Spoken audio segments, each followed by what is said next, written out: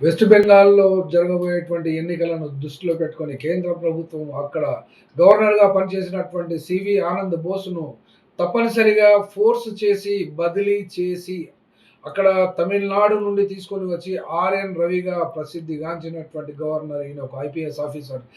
అక్కడ ఎంకే స్టాలిన్ ప్రభుత్వంతో అనునిత్యం పేచీ పెట్టి అక్కడ ఆ రాష్ట్ర ప్రభుత్వానికి తీవ్రమైనటువంటి ఇబ్బందులు పెట్టినటువంటి ఆ యొక్క వ్యక్తిని తీసుకొనొచ్చి వెస్ట్ బెంగాల్‌లో వేసుకోవడము అంటే మమతా బెనర్జీని ఎన్నికలలో ఖచ్చితంగా ఓడించడమే మమతా బెనర్జీపై ఒక సుప్రీంగా, ఒక సూపర్ పవర్‌గా గవర్నర్ తీసుకొచ్చి గనక పెట్టినట్లయితే ఎంత మేరకు, ఏ మేరకు బీజేపీకి అది అనుకూలిస్తుంది అనబడేటువంటి అంశాన్ని పక్కన పెట్టినా, ఇప్పుడు గవర్నర్ చెప్తున్నటువంటి అంశం ఏమిటి? తాను గవర్నర్ కార్యాలయంలో తగినంత సమయం గడిపానని, ఇక కొనసాగడం ఇష్టం లేదని సివి ఆనంద్ బోస్ చెప్పారు.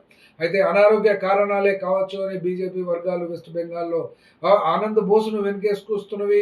వాళ్ళు బీజేపీ కేంద్రంలో ఉండి ఆయనపై తీసుకొచ్చినటువంటి ఒత్తిడి గురించి మాత్రం ఎక్కడ మాట్లాడడం లేదు. అయినంత మాత్రాన బీజేపీకి వ్యతిరేకంగా మమతా బెనర్జీ ఏ అవకాశాన్ని కూడా వదిలిపెట్టకుండా గవర్నర్ రాజీనామాపై తమ యొక్క పద్ధతిలోనే ఆమె జవాబు చెప్పారు.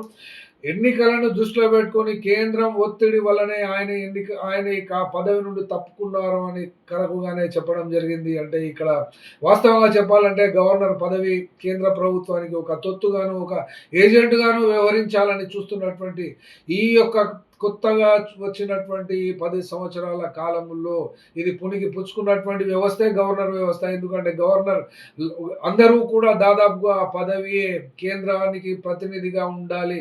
మరియు కేంద్ర ప్రతినిధిగా మాత్రమే ఉండాలి. తమకు నచ్చని ప్రభుత్వాలపై అనగా రాష్ట్ర ప్రభుత్వాలపై తమ యొక్క ఆజమాయిషీని ఆహ్, కంటిన్యూ చేయాలి. వాళ్ళను ఇబ్బందులకు గురి చేయాలి. రాష్ట్రములో అస్థిరతను సృష్టించాలి. మరియు తద్వారా అధికారాన్ని సాధించాలి అనబడేటువంటి ఈ యొక్క చర్య మాత్రమే వెస్ట్ బెంగాల్‌లో కనబడుతుంది.